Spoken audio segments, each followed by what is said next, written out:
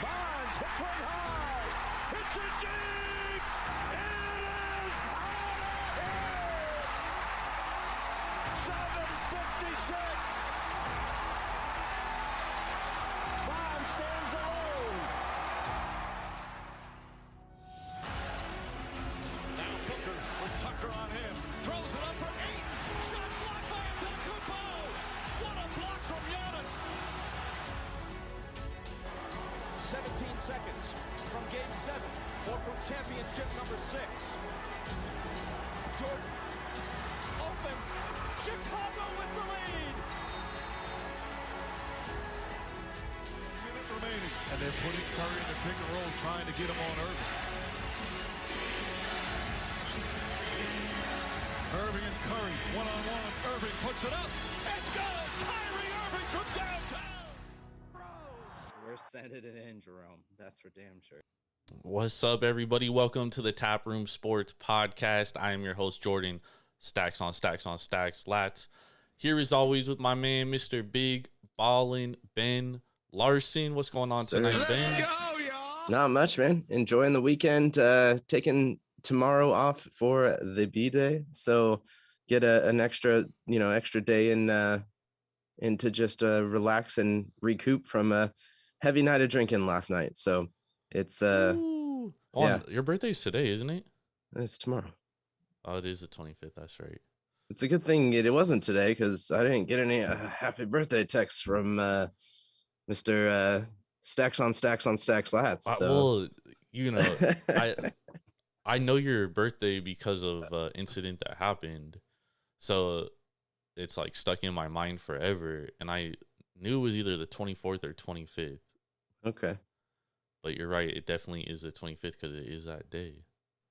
What? I'm a little afraid to know what. Oh yeah, you know, because we lived together when it happened. Okay. Okay. But I don't know if I want to say it on. Yeah, absolutely. I think I know what you're talking about. So I think I know what you're talking about. Yeah, hell yeah. It was How you that doing? good of a How's your night, weekend? dude. You know what I mean? Yeah. It's been good, man. It's been an awesome week and weekend of sports. Yeah. You know, I've had a string of bad luck betting, and by bad luck, I mean like I've had some of the worst beats this week, dude, and it's frustrating. But you know what? I stay positive every day, and then that happened again tonight. I had under 215.5 Pelicans and Suns. The game was over. The Pelicans had like a 20-point lead at the end of the fourth quarter, and the dude steals the ball with under a minute left and goes up and dunks it. Like he could have pulled it out for another 30 seconds. Yeah. And that would have changed the entire game. It would have wiped off 24 seconds right there. Suns would have only had, 30 seconds. Bro, I'm so fucking pissed, dude. That is one big pile of shit. But it is what it is. That's the territory it comes along with, I guess.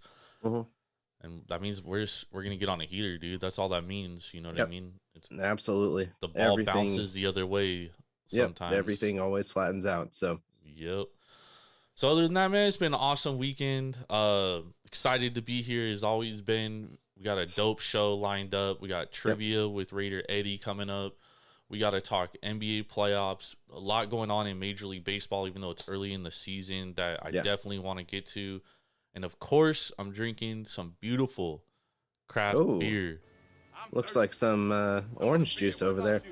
Yeah, so for everybody who hasn't listened to the podcast before, or need that refresher, we wanted to make this be a podcast about sports and beer together, because we both have a common love for both of those. And we've really kind of gone from the kind of place of just drinking beer to get messed up to really enjoying the beer, and kind of want to bring some of that to you, let you guys know what a good beer is, what a bad beer is.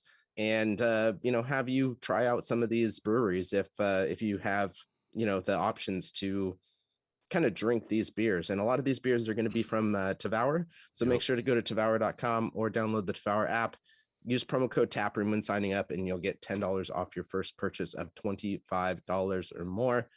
But really, go out to those breweries, go out to those tap rooms, and just try something new. Support the brewery, support your brewer, and, get get to know the science behind beer a little bit, because it is ever changing, and it is really cool once you kind of get, your feet wet into kind of the whole brewing stance. So each episode we are going to drink and review 2 beers each. So let's start off with our first beers. Jordan, what's your first one of the night? So I'm drinking a New England IPA from Fat Orange Cat. Nice. They're part of the 12% Beer Project. They're out of North Haven, Connecticut. This is a Devour beer. Nice. It's the Lorenzo the Beer Cat. We don't get a ton of New England IPAs out here on the West Coast, so when I do see them, I immediately get them just because I want to see the difference between like a West Coast style IPA and the New England style IPA. Yep. So and Fat Orange Cat obviously makes some delicious fucking craft beer. So yep. I saw this one, I got it. Taking one sip so far, you saw the color. It's like very orangey. Yeah, you could definitely taste some like orange and citrus to it. It doesn't say like what's in it, so I have no idea what's in it. Like I'm just gonna have to take the best guess. Yeah, dude. So far so good, dude. Hell yeah. It's probably going to be a lot of those hops that you're getting those flavors out of, especially because it's a hazy. Yeah. And you get that unfilteredness of it. So I'm going the other side of the IPA world. I'm going West Coast IPA. And this is the Western Skyline, and this is from Humble Forager. And they are out of Milwaukee, Wisconsin. And this is a West Coast double IPA, and it is Chinook, Centennial, Mosaic, and Citra hops. So nice. It's probably going to be a little hop heavy. This is their first version of the Western Skyline, and haven't had a bad beer from Humble Forager. So really looking forward to this, and glad that this is another one of theirs that is not a lactose beer. A lot of the Humble Foragers are starting to use lactose, and again, you're not going to get it in a West Coast double IPA, but all the ones I've been seeing at my local bottle shop are from Humble Forager are lactose, whether it's Berliner Weisses, sours. Some of them are almost like that dessert beer style. So I'm excited for this one. Can never go wrong with a Humble Forager. So nope. And 8%. It's a doozy. Nice, man. Well, I'm definitely looking forward to hearing about that one for sure, man. Yeah. I love me some West Coast IPAs too. We all do, right? Absolutely. Hell yeah, man. Well, we have a lot of sports to get into, Ben. And the first one is the NBA playoffs, obviously. Yep. And we have a lot going down, dude. Obviously, the Brooklyn Nets down 3-0 to the Boston Celtics, right? Huge, yep. Also big. 2 key injuries to 2 title favorites in the Milwaukee Bucks and the Phoenix Suns. Chris Middleton going down with a sprained MCL, out 2 to 4 weeks. Basically the same timeline for Devin Booker with the Suns strained hamstring. Right now, Suns are down 2-2. Bucks are up 3-1. They can close out the series on Wednesday. But I mean, what's your takeaway so far about the NBA playoffs? Yeah, I mean, let's start on these injuries, because we've talked about the Middleton injury, and as this isn't probably going to keep them from beating Chicago, but it's going to be what comes next for Milwaukee, and that's going to be really difficult for for them to get by, whether they go up against Boston, whether they go up against Philly, with Embiid being we can add him to the injury list. He's still playing, but he's got a torn ligament in his thumb. So, that could be beneficial for Milwaukee if they do get Philadelphia to play against. But Brooklyn would have to come back from a 3-0 deficit for that to happen, though. That's true. Yeah. It's basically Boston at this point. Yeah, because Atlanta's not gonna win that series 3-1 against Miami. So yeah. So, you're looking at, a second round against Boston, which is going to be really difficult for Milwaukee. Watching the Suns game tonight, like, I'm worried about Phoenix without Booker. Yeah. Because that team is definitely different without Booker. I mean, Booker is the best player on that team. He's a 27 per point per game scorer. He's a first All NBA team like guy. That's a huge loss for that team. And like we saw last game, Chris Paul played great. He was phenomenal. But like he has to play like that every game for them to have a chance. And that's the tough thing about losing a guy like that. I think with the Milwaukee Bucks and Chris Middleton's injury, like don't get me wrong, dude, significant injury. Yeah. But the one thing I've noticed in these last 2 games is that the ball like doesn't stick once it gets to him, right? So if Giannis kicks it out to him, you know what I mean? Like it doesn't just stick there. The ball gets moved to the best pass, and Giannis gets triple team basically all games. So it's like, yeah, he could find that first outlet, but then the defense starts scrambling, right? And they can close out, and then they pass it to the next guy. Sometimes Chris Middleton holds on to it and then isolates and kind of ruins the flow of the offense. I do think it's a significant injury going forward for the Boston series just because Chris Middleton fucking, for some reason, dude, he becomes Michael Jordan against the Boston Celtics. Like he averages like 28 points per game against them. Like he owns them. He plays very well against them. Yeah. But you can never count out the Milwaukee Bucks as long as 34 is on the floor. Yeah. He's the best player in the league, and he showed it today, dude. Like he absolutely took over that game, bro. Like it wasn't just scoring, he took it over. Like, bro, he was making all the right passes. Like, he dominated that game in the second half. Like, completely took it over. And that's what great players do. So, as long as that guy is there, you always have a chance to win, no matter who's on the floor. Yeah. Oh, absolutely. I mean, he's averaging almost 30 points, 27.5 points a game over these, 4 games that they played. And, it's the way that he. And keep in mind, in game 3, he didn't even play 30 minutes, dude. He only scored 18 points because they were up by 30. You know what I mean? Yeah. It's the crazy part about it, Ben, is that Grayson Allen, I saw this stat earlier. Grayson Allen, without Chris Middleton, only averages 9 points a game. With Chris Middleton, I mean. Without Chris Middleton, averaging over 17 points a game, scored 23 in game 3 and then 27 in game 4. Yep. Absolutely incredible what that guy's doing. And if you can get that kind of production, and you're going to get open shots playing with Giannis, you just have to knock them down. You know what I mean? Yeah. And play defense on the other end. That's why I say, as long as Giannis is there, you still have a chance. Yeah. Well, and for a 24-point win and then a 30-point win, in games 3 and 4 without Middleton, that's impressive. Yeah, that's definitely impressive. So it's and as you mentioned, it was either yesterday or the day before, like, Drew Holiday is not playing. He played basketball phenomenal right now, today. Yeah. Drew Holiday plays like he did today. Doesn't matter if Chris Middleton plays or not. That is a very, very difficult team to do because you also get Chris Middleton's defense. You know what I mean? So you get elite defense and elite offense from both your 2 best players, Drew Holiday and Giannis. Yeah. It's a tough team to beat, bro.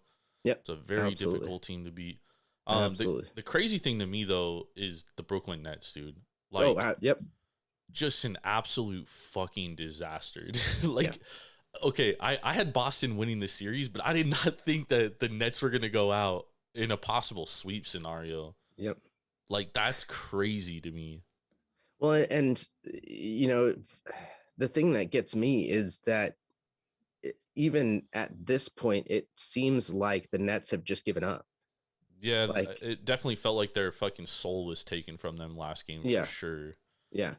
So, it's going to be interesting how they show up tomorrow, for this game 4 to see if, KD is just, I mean, I don't want to say a mediocre guy. He's been playing almost, mediocre in this series, but is he going to come out and is he going to take over the game, which he can do? Yeah.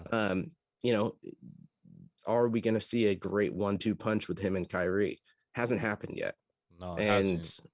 And then now with Simmons not being able to play. Oh, no, wait. No, Simmons hasn't played all series, but I'm going to get to that in a minute. Yeah, with him not kind of coming in and being able to play in this game 4, it's... No, I mean, dude. All right, let's unpack the Simmons things first. Yeah. When they said on Friday he's going to play game 4 on Monday, I was like, well, if he could play if you're saying right now he could play game 4 on Monday, why the fuck is he not playing game 3 on Saturday? Like, That doesn't make any sense to me. Like, what's the point of saying that, right? Yeah. And then they come out today and they're like, "Oh, Simmons isn't gonna play." Hold up. What is going on here? Like, why are you? Friday he was going to play game 4. That's what they said. He's going to play. It wasn't like he's on track. He's going to play game 4. Then you lose game 3 and he's not going to play. I think it's very difficult to integrate somebody already, regardless, you know what I mean? Like, of who that player is. They haven't played together all season. Yeah. And Kyrie mentioned just to throw him in. And Kyrie mentioned this in his post press game conference on Saturday. He said, you know, like, this team hasn't had a lot of time to play together, and they haven't. They really haven't. That is a huge element to it. And I said that that's why I picked Boston to win the series, was because I said this team doesn't have enough. They haven't been together enough. Yeah. And they also can't play fucking defense. Yep. But we would think Kevin Durant is enough to at least take a game. Like, he's going to go back to that Kevin Durant.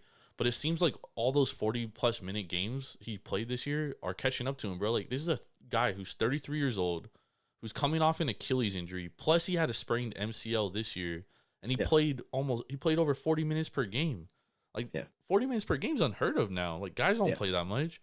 Yep. So I think it's caught up to him a little bit, and his jumpers are all short. Like, he's just not the same Kevin Durant. Everyone's like, oh, well, Steve Nash should get him in positions to score better or whatever. Bro, this is how Kevin Durant's played his whole career. Yeah. You know what I mean? He's seen these schemes. He's seen double teams. He's seen triple teams, and he's been able to put up 30 points a game over them. What is different now? Yeah.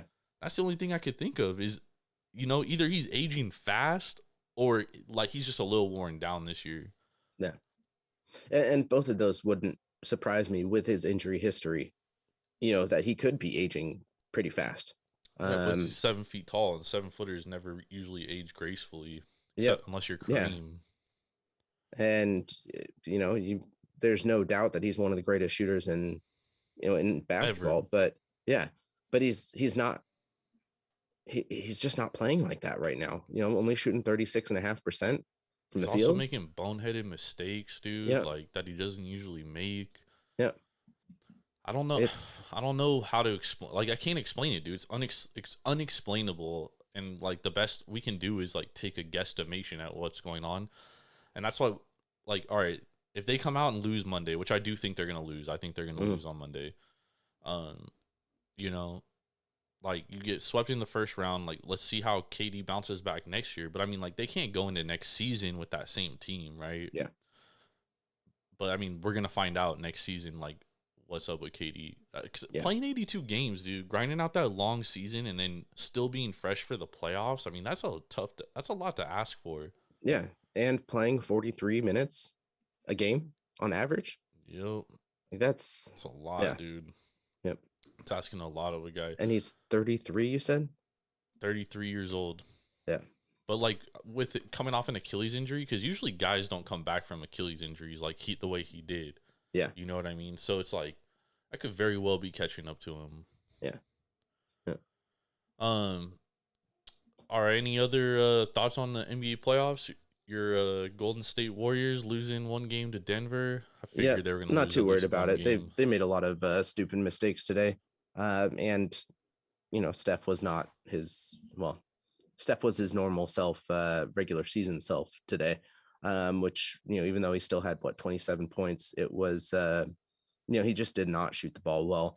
A lot of stupid turnovers, a lot of penalty trouble. So, you know, I see them coming back and taking game 5 on Wednesday. Yeah. It's Wednesday. Yeah. And, you know, and ending this series. But the big one that I'm surprised about is this Memphis, Minnesota series. This has been two teams that are really at the, you know, almost the same level of basketball. And it's been a ton of fun to watch these games just back and forth nonstop. And, you know, John Morant, Cat, I want to see a lot more out of Anthony Edwards. He's kind of hurt, dude. Yeah. And, you know, it's just, they're close games. I guess game 2 wasn't close, but that's just the back and forthness between these two teams is so much fun to watch. Dude, the crazy thing is, like, the Timberwolves could very well be up 3-1 in this series. Yep. If they didn't have that epic disaster of the game. 26-point lead in the fourth quarter on game 3. And I mean, honestly, the fact that they bounced back, like, I was like, oh shit, dude. Like, if they bounce back and win this game, like, they're in this series, dude. Like, this series may go 7 games. Yep. I didn't expect them to bounce back like that. Honestly, I didn't bet the game because I was a little hesitant. Yeah. But I did not expect them to bounce back and win that game because losing a 26-point lead in the fourth quarter, I was like, bro, they are broken, dude. Like, that is a broken team. Like, that's from the top down, like, coaching all the way down. Yeah. So I was like, I'm impressed. That's the best word to say. I'm very impressed with Minnesota being able to do that. And I think that's a hell of a series. And Ja Morant hasn't been that good. Like, they've been attacking him on defense too. Like, really going after him on defense. Yeah. So interesting series there. That's definitely the best series though of the first round, I think, for sure. Yeah. Definitely. Yep. That in the Pelicans Suns, but that's only because Booker got hurt. Oh, yes, Booker's out. Yeah. So with these close ones, I do want to ask kind of where you see these ones ending up. So we've got 2-2 Phoenix and New Orleans. Yeah. I think Phoenix still wins because they have home court advantage. Okay. And like role players typically play better on the at home than on the road. And they're still like the deeper team in my opinion. Like you have Chris Paul, you have DeAndre Ayton. They got to get Cam Johnson and they need more from Mikal Bridges for sure. Yeah. But I still think defensively they're just too good to lose this series because really the Pelicans have Brandon Ingram and CJ McCollum and then a bunch of young guys. In Valanciunas, but they played Valanciunas off the floor a couple times in this series. It's like they got to go back to that. You know what I mean? I'm still gonna take Suns in 7 though. I think I'm gonna go opposite. I think the Pelicans are gonna take this one. It's just the way that Phoenix looked today. They did not look like a cohesive team. They did not. They let their emotions get to them, and I think with the young guys of New Orleans, that's just going to frustrate them even more. You gotta understand, like, young guys are the ones that buckle more than veterans, dude. And the Suns, dude, they went to the finals last year. Like, they have the experience, right? Yeah. I just, like, Pelicans took care of business at home. They won 1 of 2 games, right? But the Suns still have home court advantage. Yeah. You know what I mean?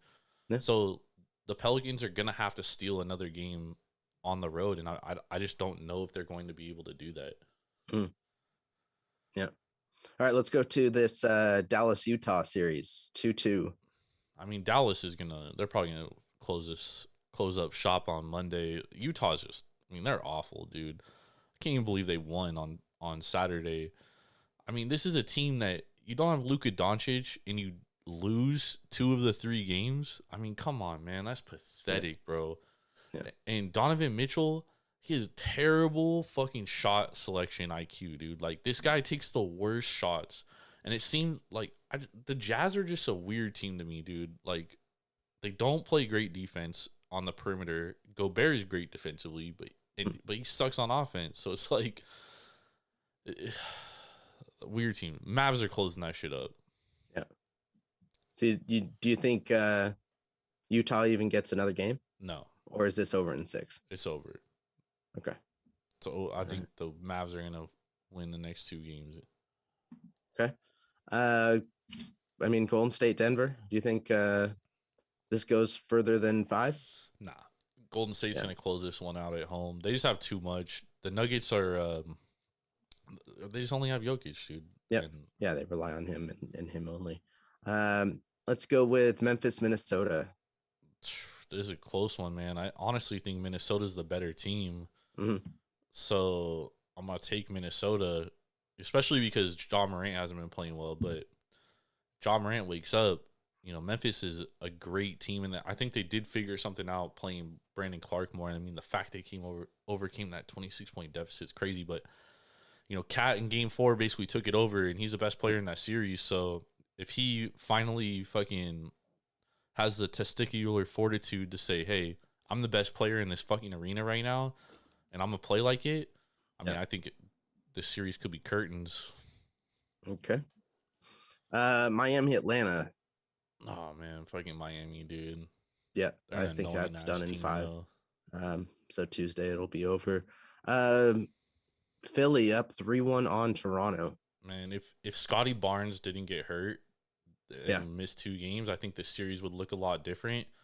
But, bro, the refs are still blowing whistles on some bullshit, and it's been very much favoring Philadelphia throughout this series. And they're going to be at home next game. I think it's a wrap for Toronto, unfortunately.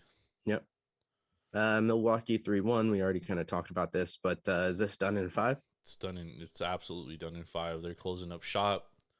Just Giannis is too good, dude. Chicago cannot guard Milwaukee, and it's like I said, with the ball not sticking with Chris Middleton, it's become so much more difficult. I mean, bro, the Suns through 3.5 quarters were shooting over 50% from 3 in the playoff game, dude. Yeah. You know, because they're shooting wide open. Yeah. So I mean, I just thought it's too much for Chicago to ask, dude. Yeah.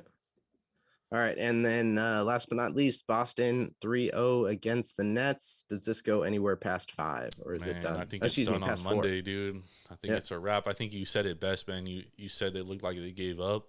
Yeah. I think their soul has been taken, dude. Yeah. I do. I think the Nets are thinking about Cancun next week. Yeah, absolutely. Yeah.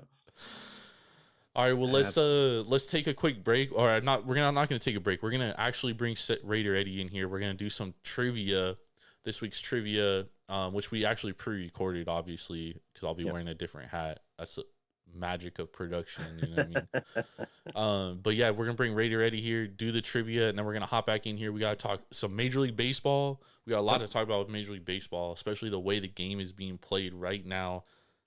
One of the worst it's ever been. Yep. And then we got to talk about Tyson Fury. We got to talk about DEEBO Samuel, and then we got best bets too. So stay locked with us. We will be right back.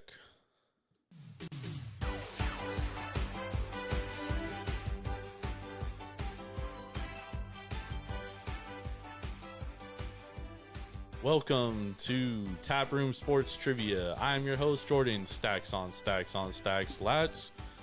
Joined by my 2 contestants, Mr. Big Ball and Ben Larson, and let's go, Mr. Raider Eddie. How are you gentlemen doing tonight? Can't complain. Dubs are coming back. Well, let's not talk about that right now. We got trivia in mind. Yeah. So for those of you that are new, Eddie and Ben are both the contestants. I will give them 3 categories, and they will have 3 questions within those: a 1-point question, a 2-point question, and a 3-point question. If they get the answer correct, they will hear this. If they get the answer wrong, they will hear this. At which point, they will have to drink. Gentlemen, are you ready? Let's do it. Go for it. Our categories tonight are NBA playoffs, Okay. NFL draft, and money. Eddie, or Ben, you're the returning champion. I'm the returning champ. Money. Ben's the man. For 1. Money for 1. Let's do it. Who has signed the contract for most guaranteed money, which happened this offseason in the NFL? Is it A, Aaron Rodgers, B, Deshaun Watson, C, Stephon Diggs, or D, Devontae Adams? Most guaranteed. Okay, that puts it in. I'm gonna say it is still Rodgers. Oh. It is not Aaron Rodgers. Tricked me there. Fake out, dude. Tricked me there. Look. Eddie, your chance to steal. Oh, it's John Watson. It is Deshaun Watson. Congratulations. 230 guaranteed. $230 million guaranteed. Sorry, I'm having a little trouble with my microphone here. I was more of thinking of single season, but total dollar. Total dollar amount. Fair enough. I can see that. Bad question writing. No. I said who has signed the contract for The most microphone's guaranteed attacking money? Jordan. Yes, my microphone is attacking me. I apologize for this. But we're professionals. We work through this. All right, Right. Eddie, you have control of the board. Let's go. And draft 3. NFL draft for 3. NFL draft for 3. How many quarterbacks were drafted before Dan Marino in the 1983 NFL draft? Is it A, 1, B, 3, C, 5, or D, 4?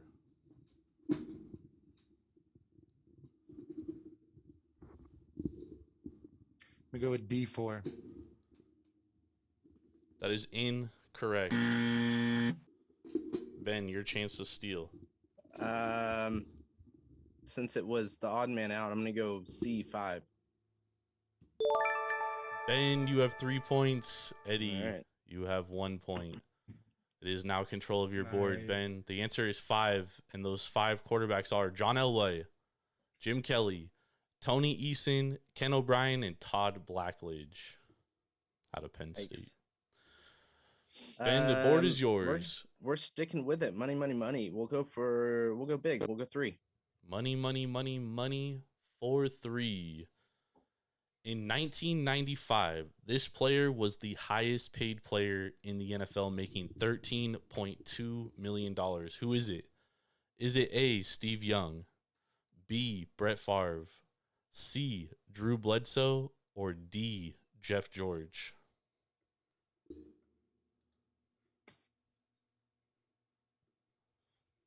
Let's go Drew Bledsoe on this. Money, dude. For 3 points, he Nice. is correct. The answer is Drew Bledsoe.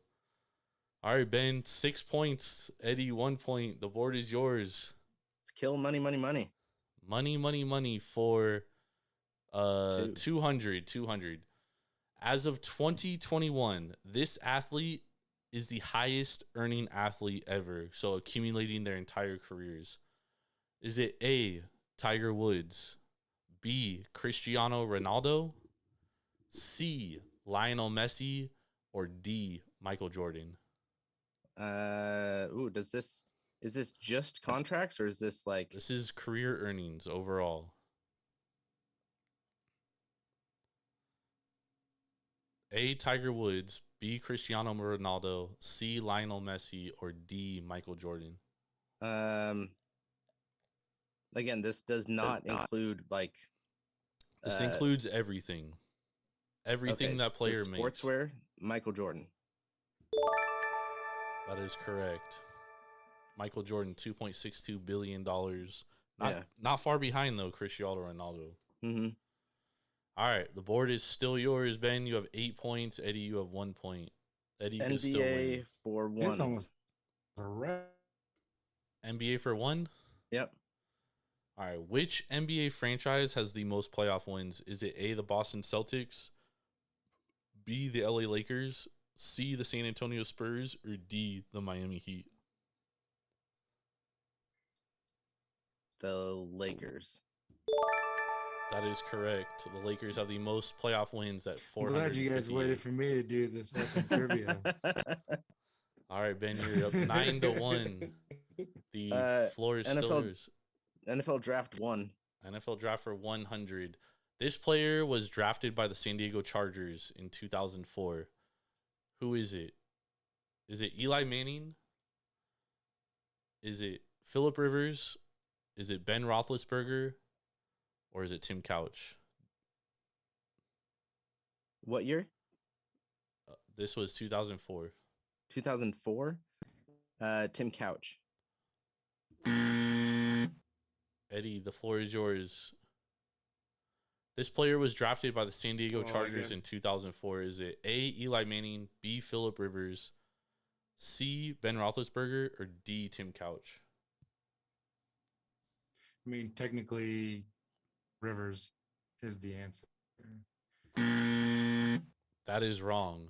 The Is answer. he doing the trick question bullshit with fucking Eli Manning and then Eli Manning was drafted by the San Diego Chargers and then traded to the New York Giants. So I was like, why would you throw a trick question in there? So That's not a trick question. He was drafted by the Chargers. Trick question, dude. Oh. Because anyone thinking about it would think Phillip Rivers. Ben, the board is yours again. You were leading 9-1. I lost it, so isn't it Eddie's? Yeah, Eddie, you're control of the board. You got it. Eddie's fucking. You got money, or you have you have NFL draft for 2, NBA playoffs for. Okay. For 2 or 3? Let's do NBA playoffs for 3. For 3. NBA playoffs for 3. Michael Jordan holds the record for most points scored in an NBA playoff game. How many points did he score? Is it A, 55, B, 58, C, 61, or D, 63?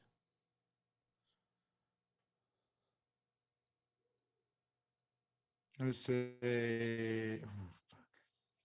It's like I hate it when like 2 numbers like oh yeah, that's. I don't know the exact. A 55, B 58, C 61, D 63. I'm gonna say 58. Ben. Yeah, it has to be the other one. That's what I was thinking was 58. So 55. The answer is 63. Eddie, for bonus points. For bonus points and to control the board, what team did he do it against? It was in 1986. I'll give you the year. What team did he play?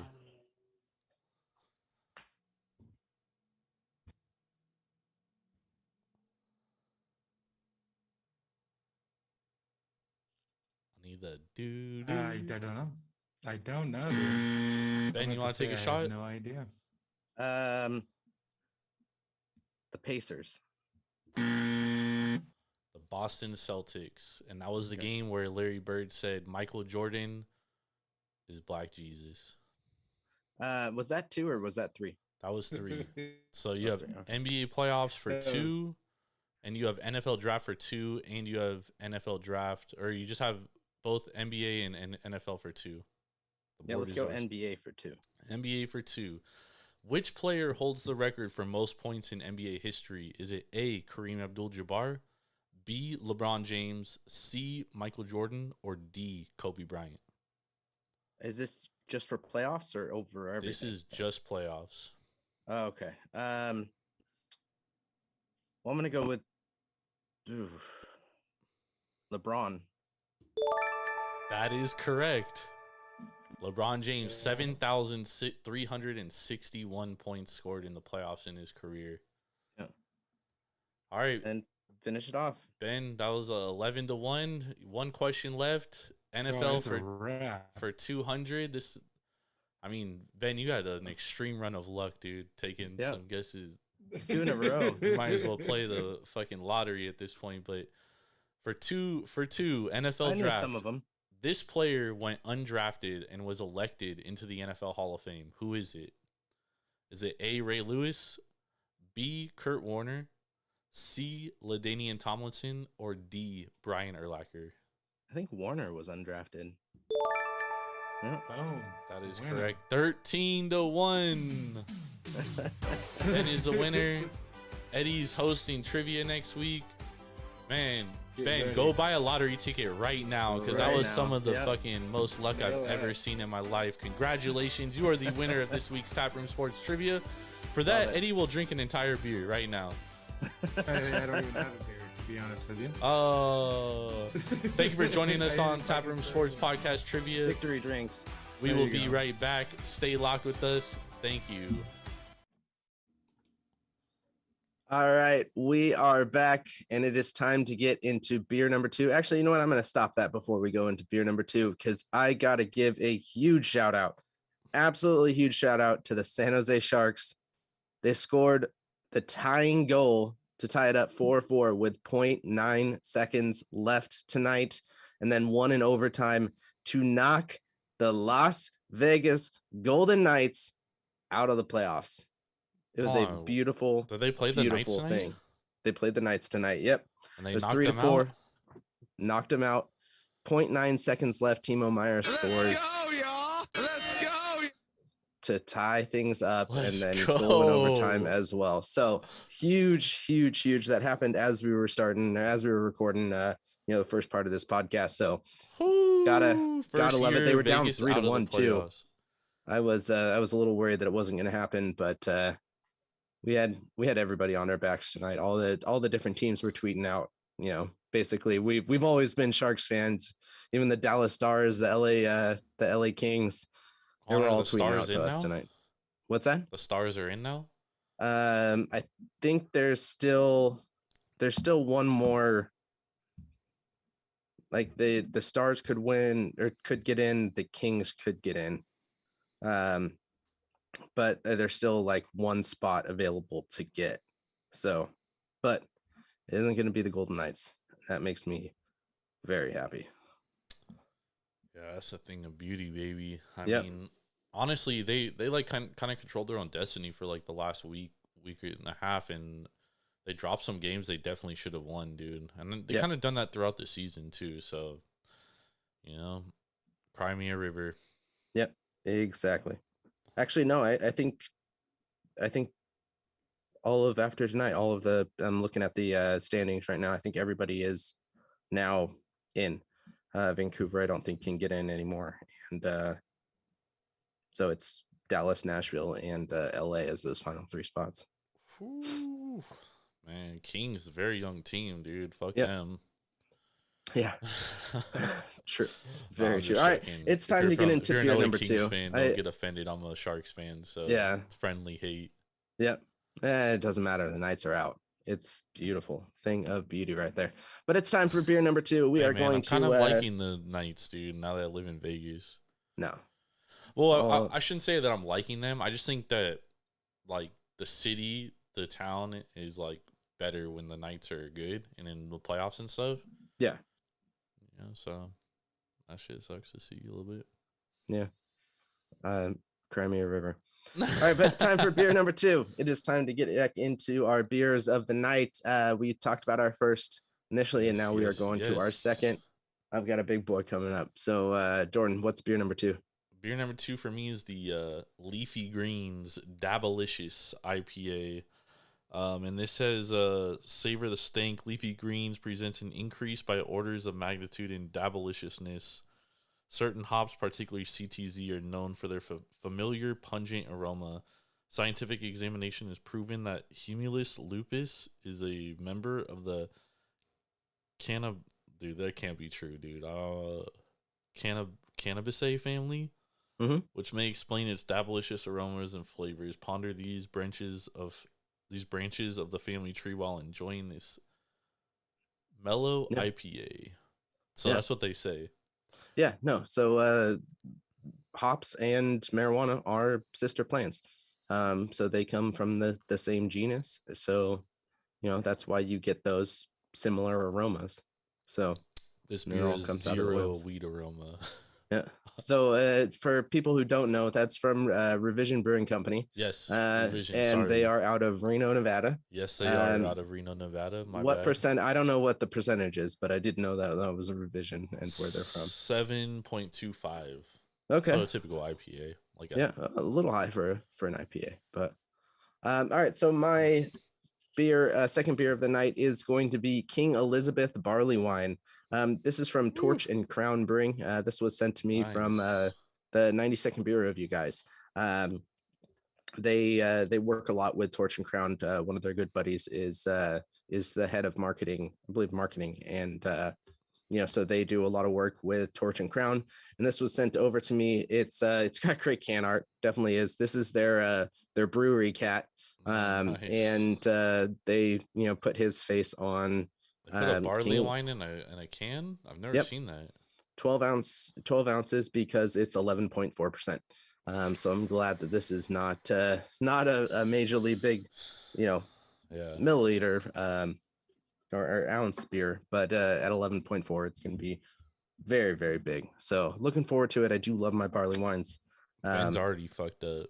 But we'll we'll see how it goes. Just smelling it gets me fucked up. So oh man, I can't wait for this, dude. This is gonna be a fucking great second half of the show.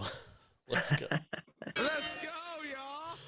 All right, let's hop into some Major League Baseball. So it's been a good well, I don't know if I could say that. I mean, it's good to have baseball back. It's been a good 2 weeks. Yeah, for sure. And I love baseball, man. So I 3 love weeks, seeing this. First thing I want to touch on before I get to like kind of some important things that I wanted to discuss tonight. First one is the A's had less than 3,000 people in attendance this weekend against Baltimore. And I keep seeing people like talk shit about A's fans, like, oh my god, like, what kind of fan base only has 3,000, less than 3,000, 3,600 one night? And it's like, dude, at this point, and obviously I come from this as an A's fan, Ben, so, yep. You know, I obviously have a biased point of view, but, bro, like, A's fans are so sick and tired of ownership, like, just fucking passing the buck, basically. Like, they raised season ticket prices this year, and then right after that, they traded everybody. Yeah. You know what I mean? And, like, that's just unacceptable. That's, like, not a way to treat your fans, especially because Oakland already struggles with attendance, first of all. And if you're not from the Bay Area, then you probably won't understand it. But the A's are, first of all, they're the redheaded stepchildren of the Bay. They're definitely, like, 100%. the Bay's second team. Yep. And then, even though they've been the more successful team throughout the entire existence in the Bay Area, but a big part of that happened in the 90s when they the Haas ownership basically gave TV rights to the Giants when they were able to build the stadium in San Francisco. Bunch of stuff happened. A's suck now. They're a poor-ass franchise, or they're a rich franchise, but they act like they're poor. Yep. The Fisher family is the CEO of Gap Inc., and he's worth like $5 billion and has the lowest payroll in baseball. Yeah. Second lowest, but I think it ended up being the lowest after they traded Mania. Oh, okay. And so, I mean, A's fans are just fed up, dude. Like, why would you spend your hard-earned money towards something that doesn't give a shit about you? Yeah. You know what I mean? So, like, don't look at this as like, oh, A's fans only 3,000 showed up, bro. Like, people are mad. They're very upset. Oh, absolutely. Yep. I've heard two different things regarding this the series against Baltimore, and I'm going to throw my my third in there. And the one I'm throwing in there is, who wants to go see Baltimore? Me? You're one of very few people. That is not going to be a series that really drives up attendance. With the way that Baltimore has been, playing to start off the year, has been playing in the past probably 5 years. They're not putting up a good quality team. They're, again, one of the other teams who don't spend money on their players. That's it's difficult to get a big fan draw to see two low spending teams playing each other. The second thing that I've seen brought up is the time of the games too. Like, these are midweek games. I think 2 out of the 3 were during the day. And well, also Major League Baseball like has come to this new thing where they're like starting games like 6:45. Yeah, you know what I mean? Where it's like in the Bay Area. I mean, I haven't been there in a couple of years, obviously, since the pandemic, so I don't know what traffic's like. But I mean, like, bro, my entire life there, I spent fucking 35 years of my life in the Bay Area. Yeah, and it's like getting to a game at 6:45 would be like damn near impossible for like 90% of people, dude. Yeah. But the Giants don't have trouble filling their stadium. That's the other thing, dude. You know what I mean? Is like, you look across the Bay and it's like totally different. You know what I mean? Traffic has definitely subsided a little bit. But 2 of those games were like, one of them was a 1 o'clock game and then one of them was a 3 o'clock game during the week. Yeah. You're not going to be able to, a lot of people aren't going to leave work, aren't going to call out of work to go to an A's game. And I think that's part of the, the big problem with, what happened with this series.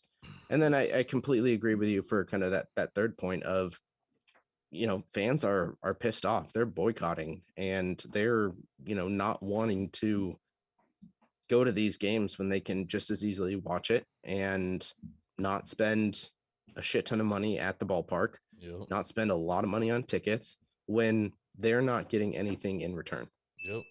I also think a part of it too is like, honestly, I think ownership's trying to do this because it gives them a reason. Like, oh, hey, we don't have anyone supporting us here. Like, we need to go to Vegas.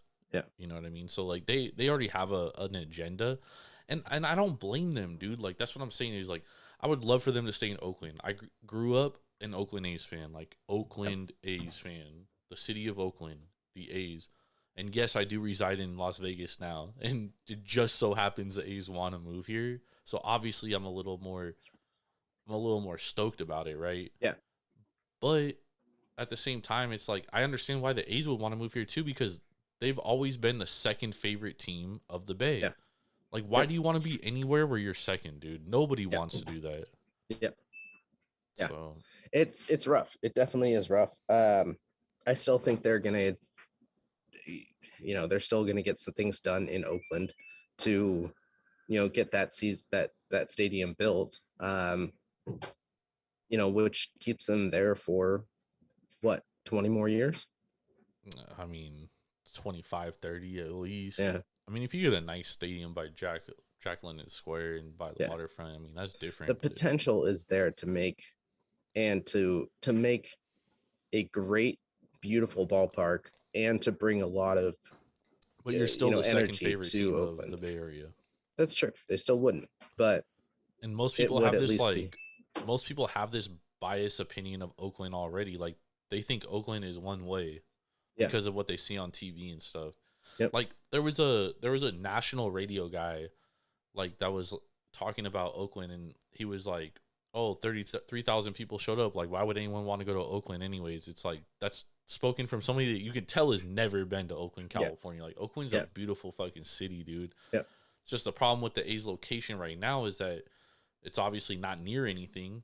Yep. And I don't think moving to a nice ballpark in a gentrified area of Oakland is going to enhance. I may be absolutely wrong, dude. It may like generate more A's fans, but for the most part, everybody's a Giants fan, dude.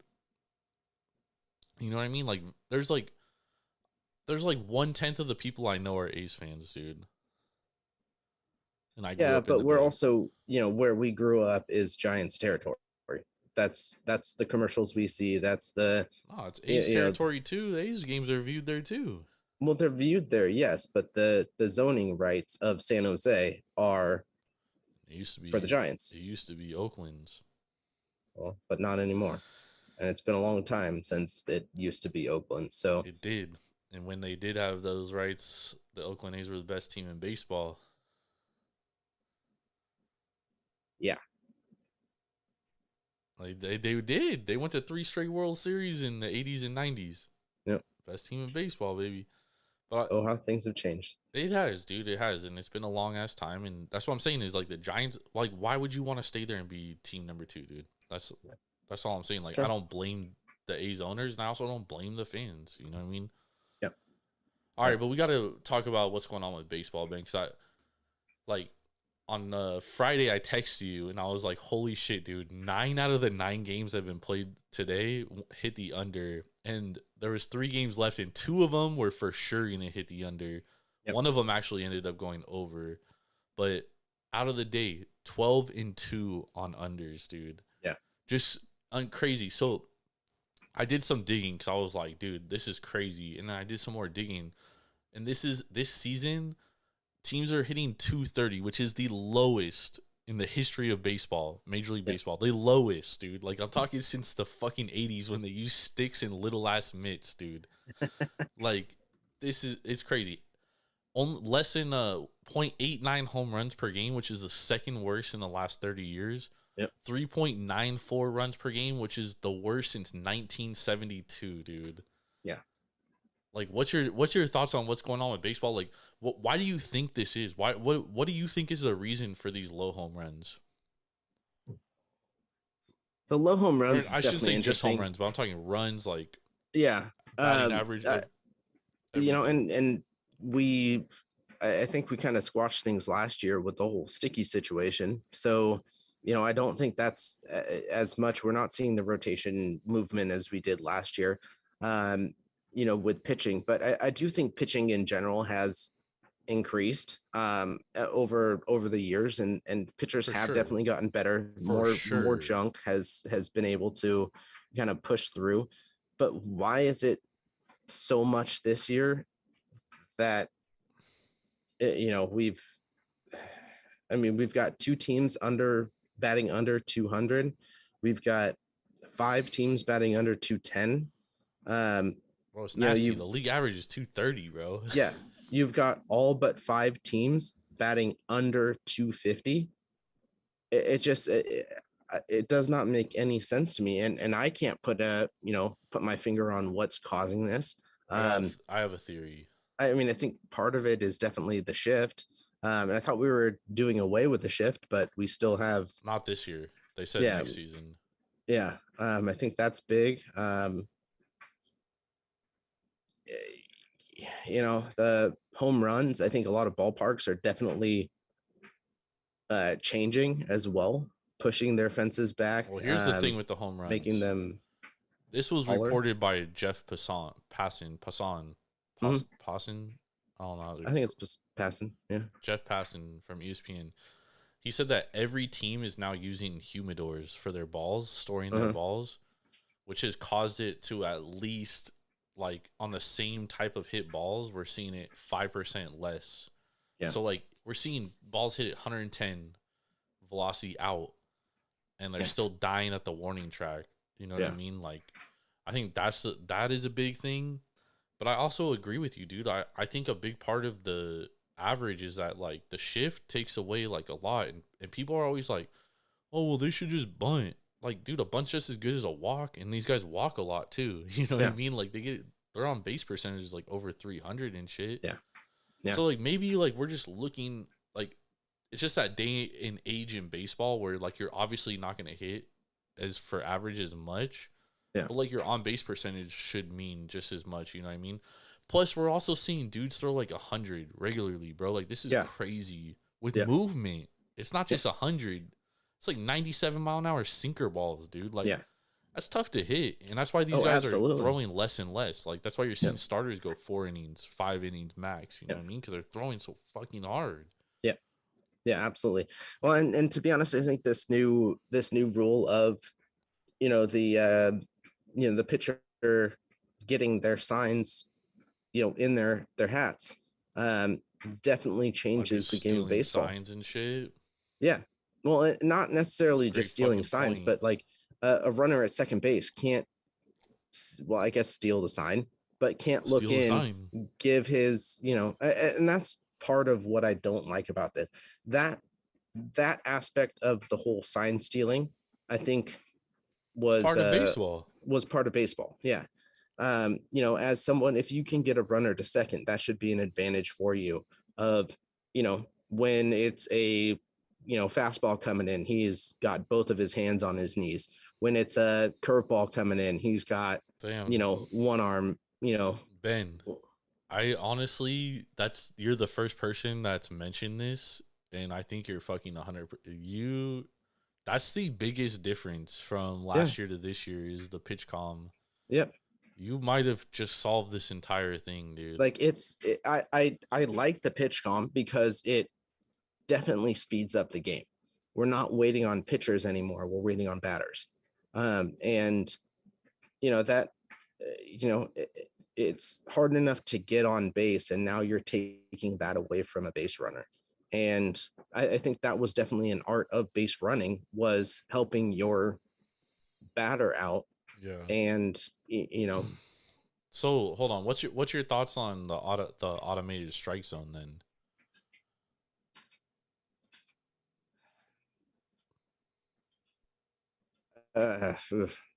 That's a big question. I think I want the automated strike zone. I know.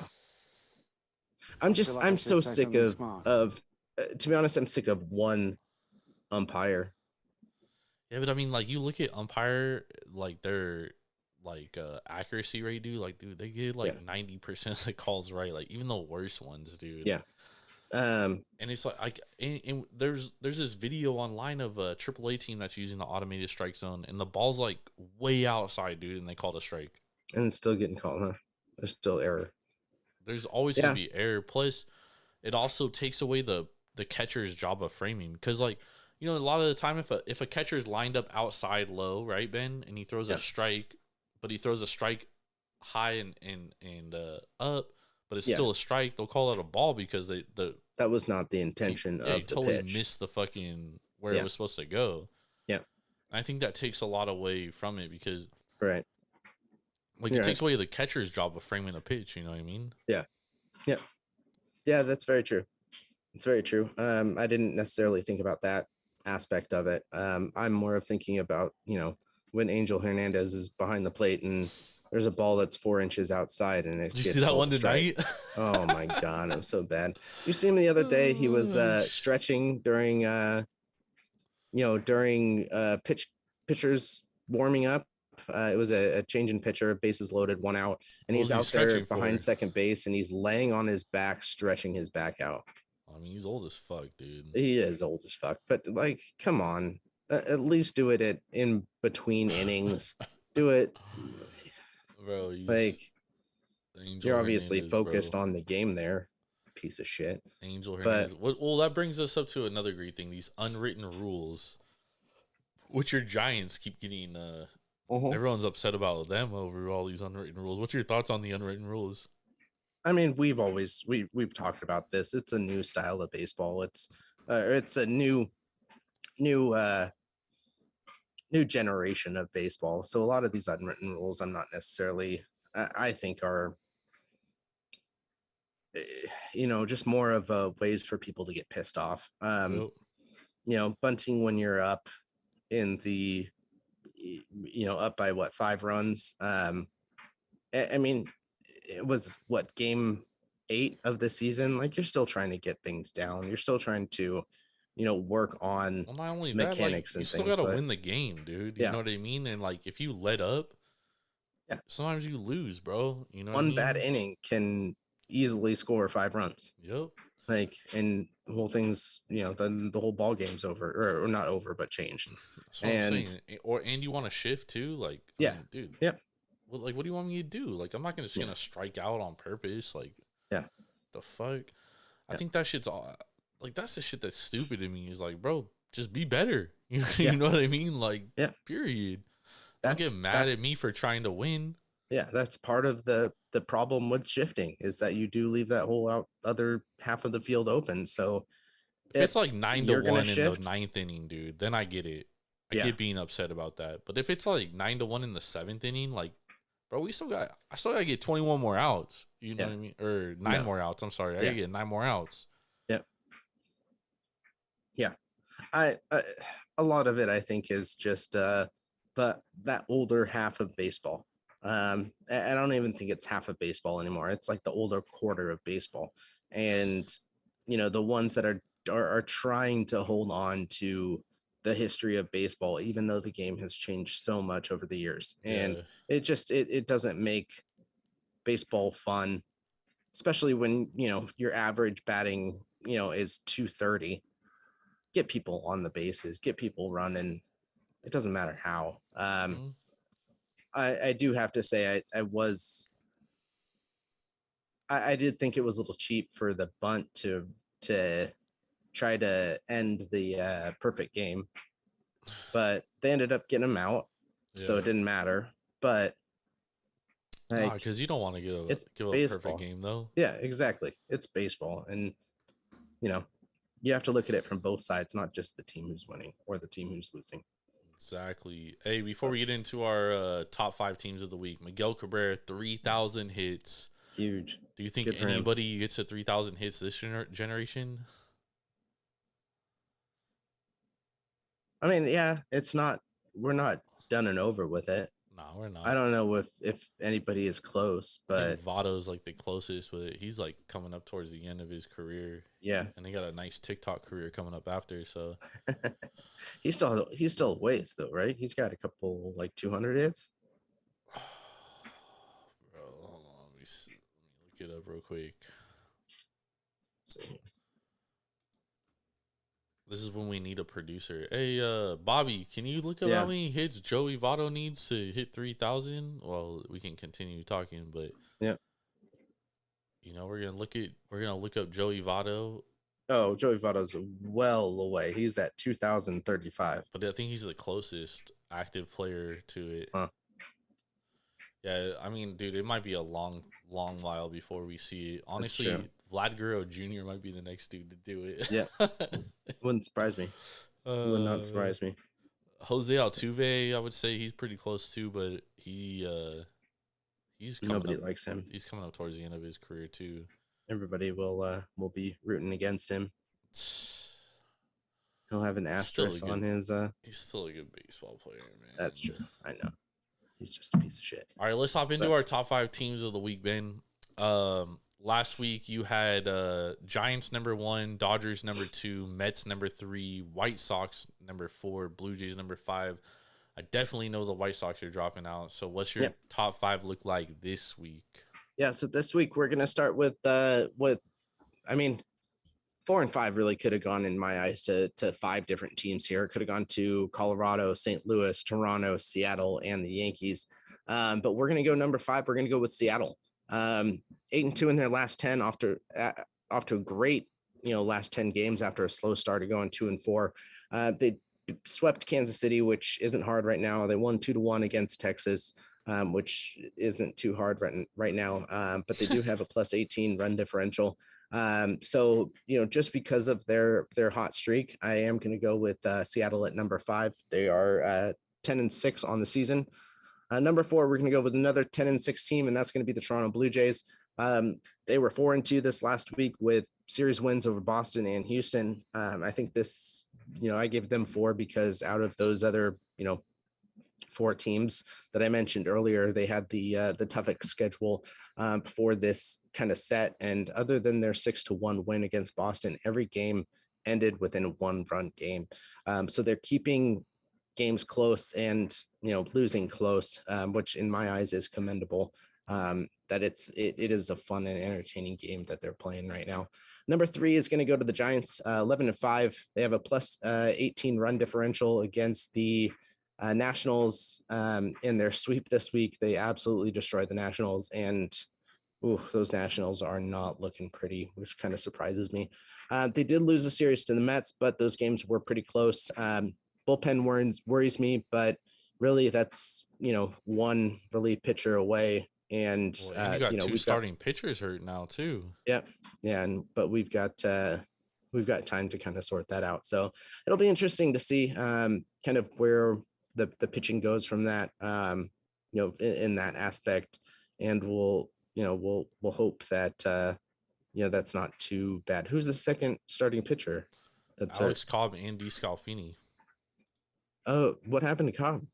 I missed that. Remember he exited that start. And against the Mets, that was the one where they were winning, and I thought that was DeScalfini. Nah, DeScalfini got hurt a couple of games later. I didn't even see DeScalfini get hurt. He still he pitched his game, and then the next day they listed him on the injury report. Huh. Okay, so maybe that was DeScalfini that I didn't notice, but we'll see how far that is or how long that's going to take, because that could be major issues for the Giants. Number 2, I got to go with the Mets. They won the big series against the Giants this week. We had talked about how they haven't really played too many difficult teams to get their 12-5 record, but they did win 3-1 in the 4-game series against the Giants. They beat the Diamondbacks, which isn't too difficult again. So I can't put them above the Dodgers, but because they beat the Giants, I have to put them ahead of the Giants.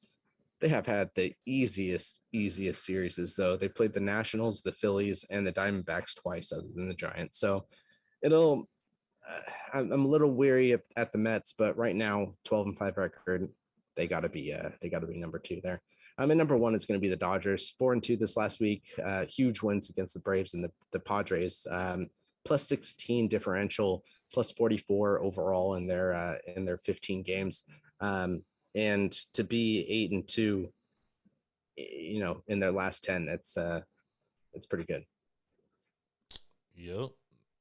Dodgers definitely the best team.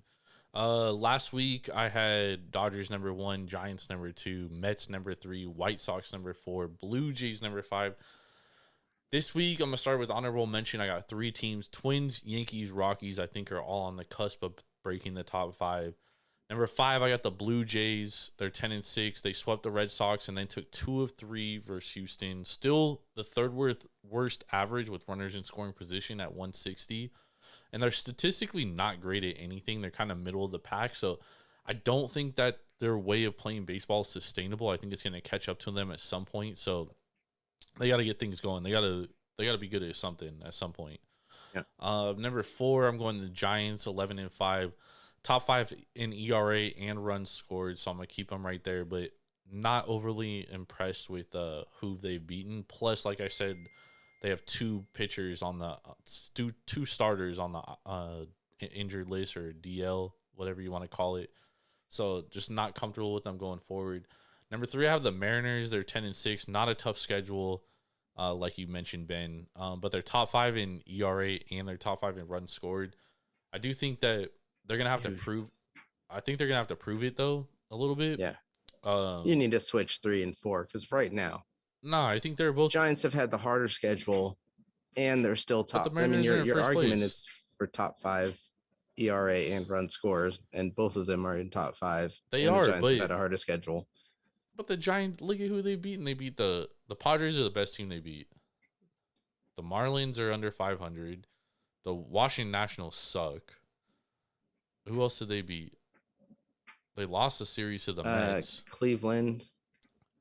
Cleveland's like, I don't even know what to make of them. Look at Seattle.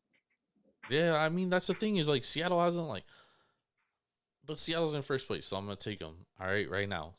Number 3. Give me a break. Number 2 is going to be the New York Mets. They're 12-5, plus 32 run differential, 4th in team ERA and 3rd in runs scored. And then number 1, we're going to go Dodgers, 11-4, plus 44 run differential, 8-2 in their last 10, number 1 in ERA and 2nd in runs scored. And honestly, the Cubs are only 1st in runs scored because it scored 21 on the game in Saturday, dude. Yep. So I mean, you have to like kind of take that with a grain of salt. And that's the thing with like Cleveland, dude, is like Cleveland, they scored like 22 runs in 2 games, and like their stats are inflated, but they haven't played that good since those 2 games. Yeah. You know what I mean? Yep. So it's like, it is what it is. That's the way baseball works. So, but we're going to take a quick break. We're going to hop right back in. We will be right back.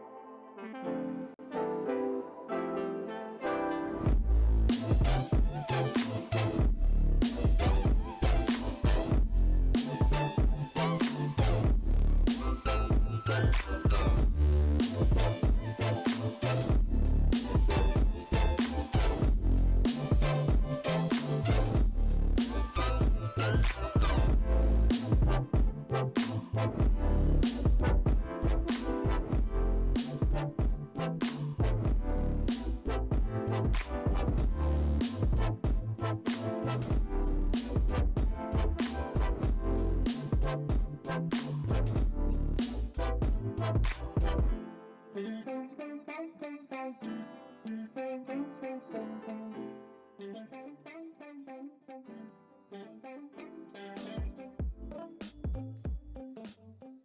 right, we back.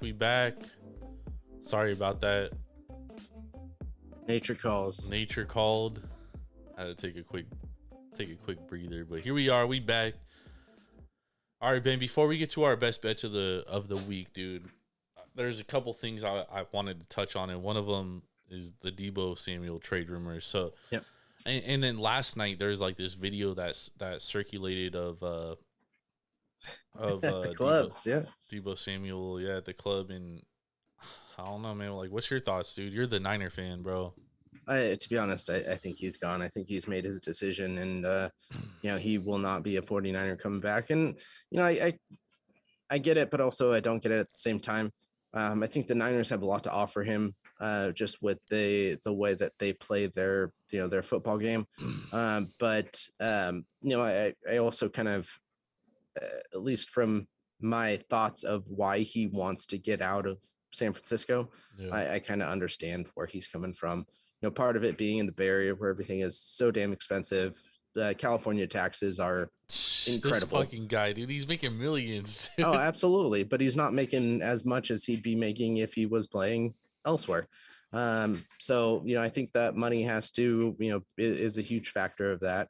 I don't think he wants to be a running back wide receiver. I think he wants to just stick to wide receiver because you get hit a lot more as a running back. And, that I think that's part of the reason why we don't see running backs get deep careers is because they get hit hard frequently.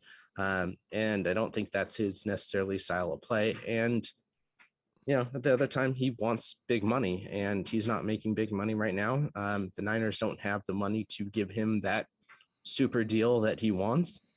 And, he's going to go to a team where he'll get that money, but he's not going to get the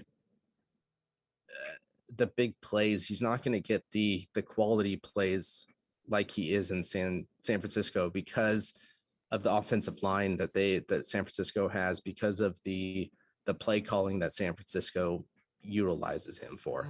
He's going to go to a team, who's the top team that's looking at him right now is the Jets. Jets don't have a good offensive line where if he does run the ball, he's not going to be able to, have that time. This is the thing with the whole DEEBO thing is, first of all, he says that he doesn't want to do the running back role. Like, he doesn't want to be a running back and wide receiver. Well, dude, that's what made you effective. Like, you haven't been like, you're not a wide receiver one. Like I've said this on Football Garbage Time when I was on their podcast on Thursday. I said this with Eddie on APR.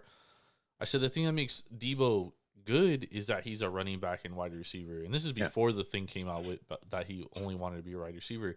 I said that's my hesitation about paying him big wide receiver money is because the average lifespan of a running back is not long, and the fact that he's a wide receiver and running back, like, I just don't see that as a sustainable style of play. But that's what makes him good. I'm not sure he's that wide receiver one type dude like Stephon Diggs, Devontae Adams, Tyreek Hill, the guys that can run every route. Because he's a yards after catch guy, short yardage dude that breaks tackles and goes off, right? So I just don't think that exists. If the Jets get him, dude. They pay him his money. Good for him, dude. I agree with you. He'll probably never put up the same production. Never. No. But and he's not gonna get the length of the deal that he wants. He's not gonna get. He'll get. I mean, he'll get a length of the deal. It's about the guaranteed money though. How much guaranteed money is he gonna get? You know what I mean? Because a lot of teams will hide guaranteed money so they can cut you after 1 year and only have to pay you $20 million total. You know what I mean? And if that's the case, that's good. I think if the money that he wants, I'm not sure a team is willing to give him. Maybe the Jets are. Maybe they're the only team, but that means the Niners are going to get a lot for him in return. You know what I mean? I mean, Jets have supposedly offered the number 10 pick overall. Bullshit. I call absolute bullshit on that. And if they have, the Niners would have already traded for him. The Niners would have already traded. I think that the deal may have been done and that it's just going to happen on draft day because from what I was reading is that the because they haven't accepted this trade and kind of let it be known that this is happening, is they won't have teams trying to trade up for that 1 to 9 position or go after players that the Niners would want at that 10. I have a hard time believing a team offered a first round pick and are going to pay that dude that much money. But the Jets are also the Jets, so you very well could be right. Yep. I mean, dude, if they make that decision, dude, they're fucking idiots. Yeah. But it is well, I think, part of it was that they did try to go after Tyreek Hill with the 35th overall pick and as the top pick there, and it didn't happen. Tyreek Hill's better than DEEBO. I completely agree. But if you're going to strike out, they're already on strike 1, strike 2. They strike 2 was on, maybe the Devontae Adams trade. Dude. They're going to have a good choice at number 10 too. If that's what they want, a wide receiver, like why not just draft a guy? Pay him $5 million, $8 million for his first fucking 5 years. You know what I mean? Yeah. Jets are fucking stupid. Yep. Jets are the Jets. Also, this weekend, my man Tyson Fury obviously beat White. He's 32-0-1 now, and then he retires. And then, like a minute after, he comes back and he says, Francis Ngannou's there, and they're talking about fighting. So it's like, but do you think this fight actually happens between Tyson and Ngannou? I can't imagine Ngannou would do this, dude. Tyson Fury would beat the shit out of him. Well, but it's gonna be a MMA fight. It's not just gonna be boxing. So, I think. Are you serious? Yeah. No. Yeah. Oh my god, Tyson Fury, dog, that fool's hella tall, dog. He's like a tree. Yeah, but can he? Yeah, but I mean, trees fall hard. Down?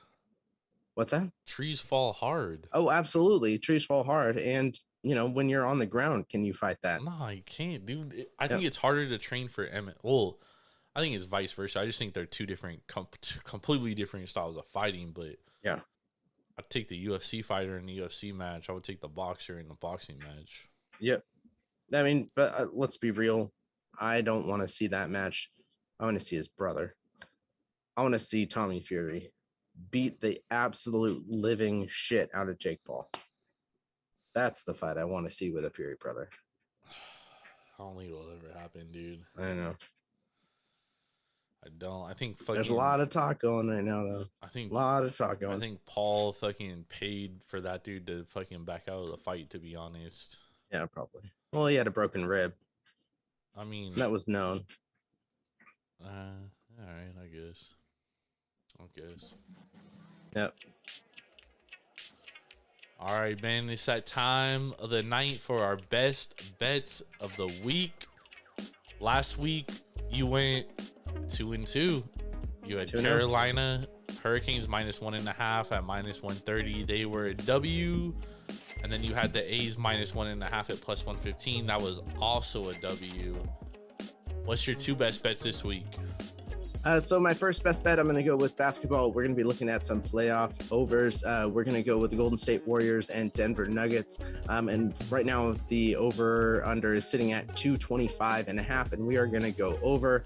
Both these teams in every single game has gone well over that 225 mark. I think the lowest that we had was 230. And that was in game 1. Last game they put up 247. And Golden State's averaging 122. Denver is averaging 113. I don't understand why this is such a low number here. I don't see the Warriors turning the ball over as much as they did, and can easily, again, even in this game they put up 120. This last game they put up 121 and had a lot of turnovers and were not shooting well. So I think this is going to go well over the 225.5. So definitely hit that one up. And then the second bet of the night is going to be the Dodgers and Diamondbacks. We're going to go first 5 under 4.5. Jordan and I talked about how how the unders have been majorly hitting this season. And part of that is just because of the batting average being so low. Dodgers are batting 245 for the season. Arizona is batting 189. Both of these teams are not putting up the runs as they should be. They're not hitting as they should be. And you've got two good pitchers that are going to be coming up. You've got Walker Buehler, who did kind of have a rough start for his year, going 4.02 ERA. But we're talking about Arizona, who does not hit well. And then you've got Kelly on the other side, who in his 3 starts has an ERA of 0.59. So things have been going very well for him, and probably the only thing that's been going well for Arizona over these starts. His 3 starts were against San Diego, Houston, and Washington. Went 6 innings, 5 1/3, and 4 innings. With only 1 earned run in all 3 of those starts. So we're going to go Dodgers and Diamondbacks first 5 under 4.5 runs. Nice. I like it. Last week, I went 2-1. I had an extra bet in there.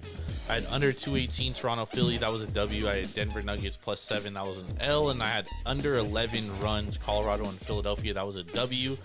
First best bet this week, we're going Celtics +1.5. Brooklyn looks absolutely done.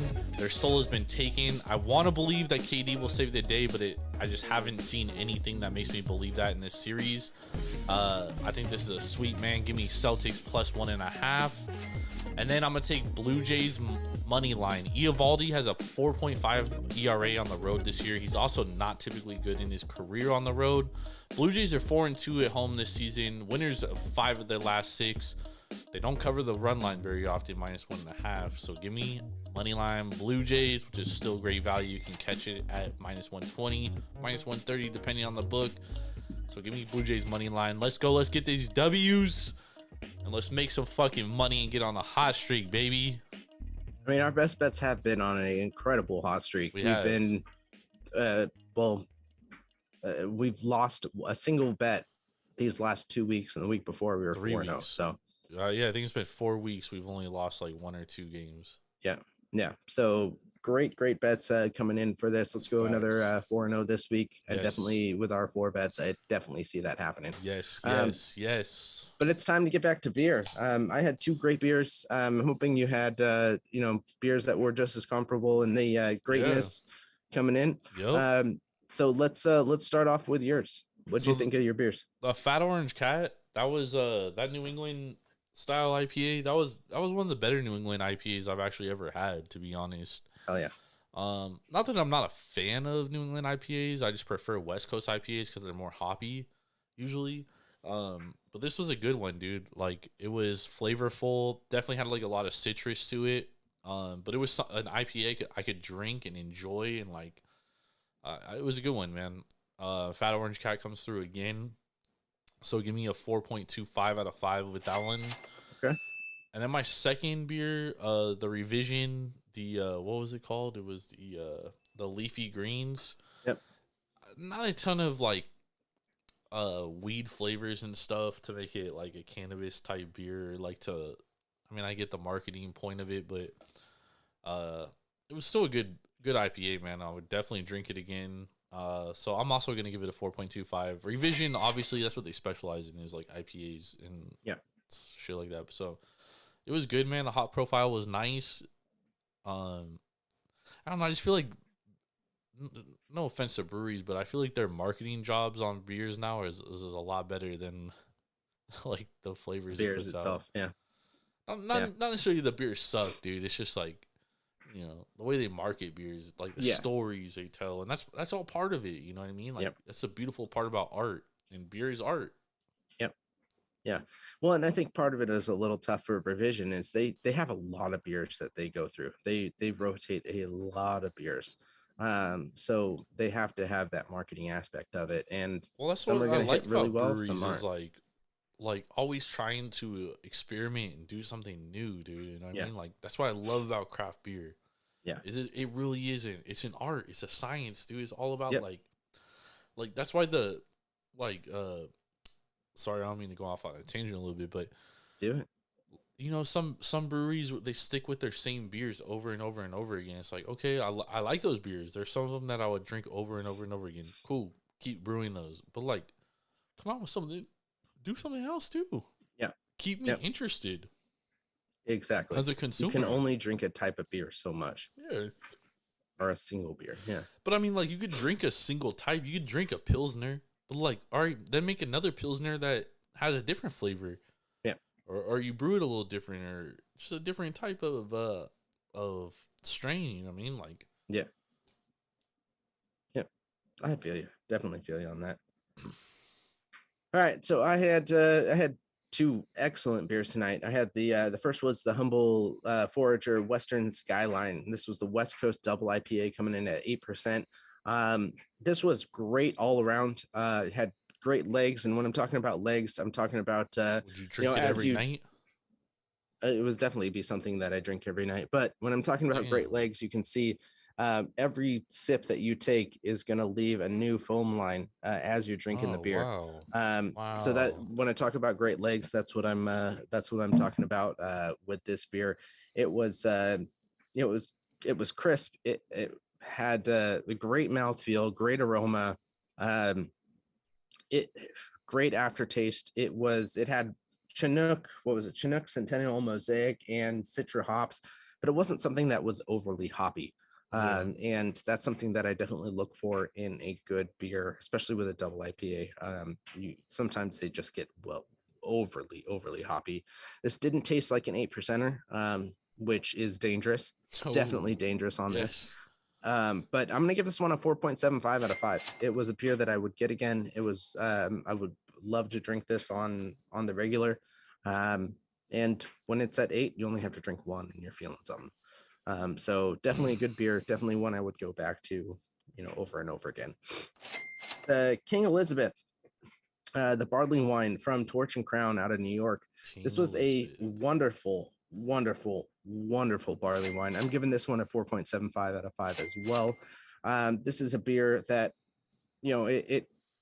with barley wines, something that you have to worry about is more of a syrupy flavor to it. That's what she and said. This one didn't really have that flavor to it. It was a great sipping beer. Definitely not one that you're going to chug. It comes in a 12-ounce cup, and it was a majority of the podcast was the second beer, and I still have a good amount of it left. The majority of it was definitely the first half. And what's that? The majority of it was definitely the first half.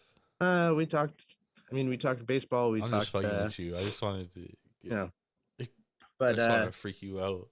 At 11.4%, it's not one that you can drink heavily. It's going to be something that you're going to sip on, and this was definitely a sipper beer. Great taste to it. Great mouthfeel. Didn't leave a film on your mouth. Good aroma, nice and sweet, but not overly sweet there. So 4.75 all around. Super happy with my beers tonight. Love it. I also have this barrel aged, which, that's gonna be really good. Yeah. Hey, have you watched Winning Time on HBO yet? I have not. It is on my list. I do have that on Benny, my list. Get on that, because literally right after we're done with this, I'm gonna go watch a new episode. There we go. Can't fucking wait. We are not getting paid by Winning Time, by the way, but if you do work for HBO, holler at me. Hit us up. Yes. Absolutely. Yes. Hell yeah. We are getting paid by Devour, so make sure you go to Devour.com or download the Devour app straight to your mobile device and use promo code Taproom for $10 off your first purchase of $25 or more. Love it. Promo code Taproom there. All right, so that was the podcast, everybody out there. Thank you for listening. Make sure to check out all of our other podcasts. We've got TSP Wagers. We've got APR, which is focused on off-season football and the USFL right now. We've got In the Game, which Jordan is doing and bringing in a ton of great guests, throughout the podcast there. We've got this one out every week. It is a ton of fun and lot to do over at the Taproom Sports Podcast Network. Yes, sir. Make sure to follow us on Instagram at Taproom Sports Podcast. You can check out our Twitter at Taproom_sports. Just want to check out Jordan's, which is at Jordan Rules TSP. He is always putting out great bets to take. Go to our website, www.taproomsportspodcast.com. You can find all of our podcast information, and everything's up on there. All right, guys. Thank you for checking out the podcast. We will be back throughout the week, and we will be here reviewing beer and talking the weekend sports next week on the Taproom Sports Podcast. For Jordan Stacks on Stacks on Stacks, I'm Big Ball and Ben Larson. Cheers. Cheers. Let's go.